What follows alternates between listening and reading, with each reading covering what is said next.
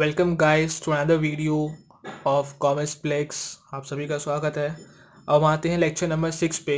I hope इससे पहले वाला लेक्चर आपने मेरा देख लिया होगा, जो कि बेस था हमारा क्या बोलते हैं आपका डेमोग्राफिक कंडीशंस के ऊपर। अब हम आते हैं आज नए टॉपिक पे, इसका नाम है ऑक्यूपेशनल स्ट्रक्चर। आज का लेक्चर थोड़ा शॉर्ट होगा क्योंकि टॉपिक बहुत छोटा है, और इसके बाद हम नेक्स्ट टॉपिक जो है वो इंफ्रास्ट्रक्चर स्टार्ट करने वाले हैं, करेंगे लेक्चर नंबर 7 में। तो आज हम पढ़ते हैं ऑक्यूपेशनल स्ट्रक्चर।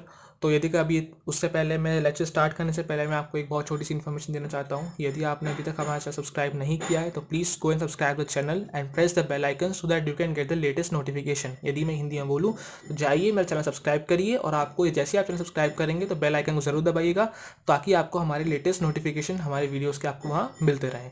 साथ ही साथ में यदि आपको मेरा वीडियो अच्छा लगता है तो प्लीज़ कमेंट करें, शेयर करें और लाइक करें अपने फ्रेंड्स के साथ, ताकि उनको भी, आप तो फ़ायदा उठा रहे हैं, साथ में उनको भी फ़ायदा उठाने का मौका दें प्लीज़। ओके, तो हम आते हैं back to the topic that is occupational structure. And मेरा हर वीडियो में एक बैकग्राउंड स्टडी ज़रूर होती है, तो मैं स्टार्ट में background study of the study से स्टार्ट करना चाहूँगा ताकि आपको एक ब्यौरा मिल जाए, एक रूप मिल जाए। आज मेरी मुंह से हिंदी बहुत निकल रही है तो वो चीज़ आप पढ़ लें, राइट। तो बैकग्राउंड ऑफ द स्टडी ये है, occupational structure refers to the distribution of working persons across the different industries and sector. यानी कि ऑक्यूपेशनल स्ट्रक्चर से ही समझ में आता है कि ऑक्यूपेशनल स्ट्रक्चर जो है वो ये बोलता है कि भाई कितने लोग कहाँ पर, किस इंडस्ट्री में, किस सेक्टर में काम कर रहे हैं। क्या वो प्राइवेट सेक्टर में, प्राइमरी सेक्टर में काम कर रहे हैं, क्या वो सेकेंडरी सेक्टर में काम कर रहे हैं, या टर्शियरी सेक्टर में काम कर रहे हैं, या फिर सिंपल से हम कहना चाहें तो क्या वो एग्रीकल्चर पेशा है, क्या वो इंडस्ट्री में काम कर रहे हैं, मैन्युफैक्चरिंग यूनिट्स में काम कर रहे हैं, या फिर सर्विस सेक्टर में काम कर रहे हैं। तो ये होता है ऑक्यूपेशन स्ट्रक्चर जानने का मतलब। अब ड्यूरिंग द ब्रिटिश रूल, अब हम कहानी तो ब्रिटिश की पढ़ रहे थे, थोड़ा सा उन पर ध्यान दे लेते हैं। During the British rule the occupational structure of India showed a little sign of change. What? Little sign of change, यानी यहाँ पे ऑक्यूपेशनल स्ट्रक्चर जो है उसने थोड़ा सा चेंज या ड्रिफ्ट दिखाना स्टार्ट किया था। अब वो ड्रिफ्ट क्या था वो आगे पढ़ते हैं। दो तरीके का वो ड्रिफ्ट था, दो तरीके का वो चेंज दिखा था। पहला, pre dominance of primary occupation, यानी कि प्री डोमिनेंस थी प्राइमरी की ऑक्यूपेशन की, और रीजनल वेरिएशन था। ठीक है, आप बोलोगे क्या है sir? Pre dominance of primary occupation, ये तो आप पढ़ते समझ गए होंगे। 75%, what? The agriculture sector accounted for the largest share of workforce, that is 75%। जो 75% जो था हमारा, जो एग्रीकल्चर सेक्टर पे डोमिनेंस थी, लेकिन 25% वो इन मैन्युफैक्चरिंग के टूवर्ड्स और सर्विस के टूवर्ड्स शिफ्ट हुआ। यानी कि पहले तो कहानी ऐसी थी कि इंडिया की सिर्फ एग्रीकल्चर पे इंडिया डिपेंड करता था, लेकिन धीरे धीरे वो 75% जो है वो एग्रीकल्चर सेक्टर हुआ, और 25% वो कहाँ जाने लगा, मैन्युफैक्चरिंग और सर्विस सेक्टर के towards. The remaining were service and industrial sector. जो बाकी का बचा, ऑब्वियसली 75% यदि एग्रीकल्चर में है तो 25% तो उन दोनों में जाएगा। तो पहले तो हमारा pre dominance of primary occupation के हमारे पास क्या था, प्री डोमिनेंस थी ब्रिटिश रूल के टाइम पे। इनफैक्ट आज भी हम देखा जाए तो हमारा 60% जो है वो एग्रीकल्चर के ऊपर डिपेंड है, हमारा 40% ही जो है वो किस पे जाता है, मैन्युफैक्चरिंग और सर्विस पे जाता है, राइट। तो उस टाइम भी ये था, लेकिन उस टाइम थोड़ा ज़्यादा था, 75% था। तो आज पहले आज हम पढ़ा करते थे हम 60 बोलते थे, और यदि हम करंट डेटा की बात करूँ, मैं ये बुक्स में 2011 का डेटा दिया हुआ है, करंट डेटा की बात करूँ तो ये जा चुका है 52% पे, कम हो गया है। और 60 से 8% एग्रीकल्चर हमारा गिर गया है, वो 52% पहुंच चुका है। और अब हमारा जो बाकी का बचे 48% है वो हम मैन्युफैक्चरिंग और सर्विस के टूवर्ड्स लीड करते हुए जा रहे हैं। ठीक है, तो अब हम आते हैं नेक्स्ट इसके ऊपर, रीजनल वेरिएशन के ऊपर।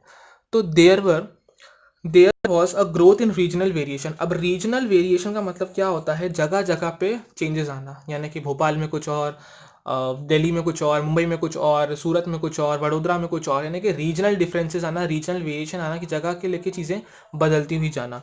तो there the states of Tamil Nadu, Andhra Pradesh, Kerala, Karnataka, Maharashtra and West Bengal shifted towards the manufacturing and service sectors. ये 4-5 राज्य थे इंडिया के उस टाइम। तो खैर अभी अपने को 30 स्टेट्स मिल जाते, देखिए 29 स्टेट्स मिल जाते, 29-30 स्टेट्स मिल जाते हमें देखने के लिए, 31।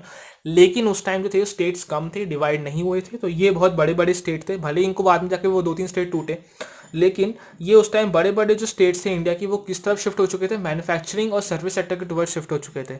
तो तभी आज भी डेट हम देखा जाए तो इन सेक्टर्स पे कंपनीज आपको ज़्यादा मिलेंगी, इन सेक्टर्स पे आपको इंडस्ट्रीज ज़्यादा मिलेंगी।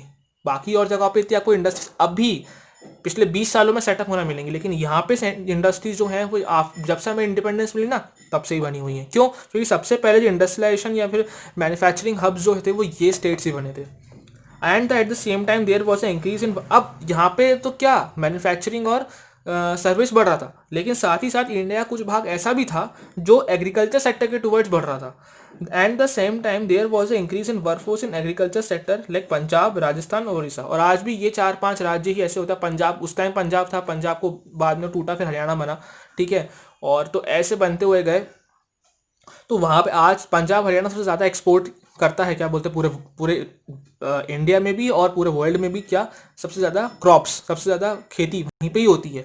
तो ये एक तरफ तो क्या था, 4-5 राज्य इंडस्ट्रीज के टुवर्ड्स बढ़ रहे थे, और एक जगह पे क्या था, 2-3 राज्य क्या थे, 4-5 राज्य क्या थे, वो एग्रीकल्चर के टुवर्ड्स बढ़ रहे थे। तो यानी कि रीजनल वेरिएशन था, कोई एक शिफ्ट में इंडिया नहीं जा रहा था कि मान लो एक हो सकता है कि तो बिल्कुल ही एग्रीकल्चर के टुवर्ड्स जाए या फिर बिल्कुल इंडस्ट्रियल के जाए, या फिर बराबर जाए, यानी कि 35% ऐसे करके 3 सेक्टर बढ़ जाए।